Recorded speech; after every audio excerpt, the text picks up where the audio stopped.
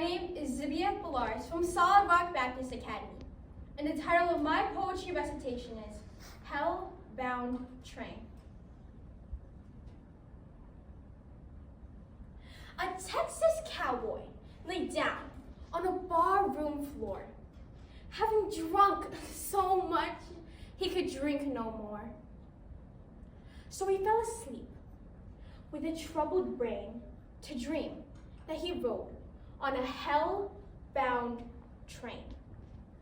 The engine with murderous blood was damp and was brilliantly lit with a brimstone lamp. An imp for fuel was shoveling bones, while the furnace rang with 1,000 groans. The boiler was filled with lagered beer, and the devil himself was the engineer. The passengers were a most motley crew. Church member, atheist, Gentile, and Jew. Rich men in broadcloth, beggars in rags, handsome young ladies, and withered old hags. Yellow and black men, red, brown, and white, all chained together. Oh God, what a sight. While the engine rushed on at an awful pace, the sulphurous fumes scorched their hands and their face. Wider and wider the country grew, and faster the engine flew. Louder and louder the thunder crashed, and brighter the lightning hashed. Hotter and hotter the air became, until the clothes were burned from each quivering frame. Then out of the distance there arose a yell. "Ha ha!" said the devil. "We're nearing hell." And oh, how the passengers all shrieked with pain and begged the devil to stop the train. But he capered about and danced for glee and laughed and joked at their misery. My faithful friends, you have done the work, and the devil never can a payday shirk.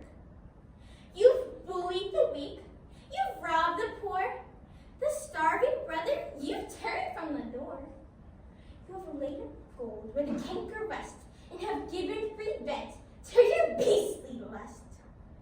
You have justice scorned and corruption sown, and trampled the laws of nature down. You have drunk, rioted, cheated, plundered, and lied, and mocked at God in your hell-born pride. You have painful fare, so I'll carry you through, for it is only right that you should have your due.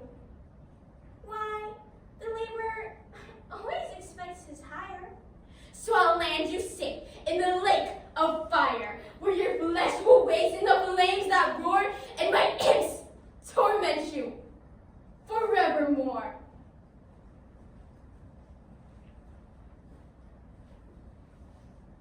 Then the cowboy awoke with an anguished cry, his clothes wet with sweat, and his hair standing high.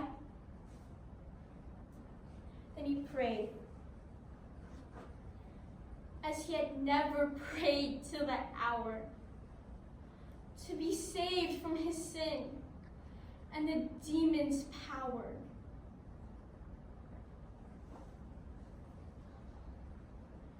And his prayers and vows were not in vain, for he never rode the hell-bound train.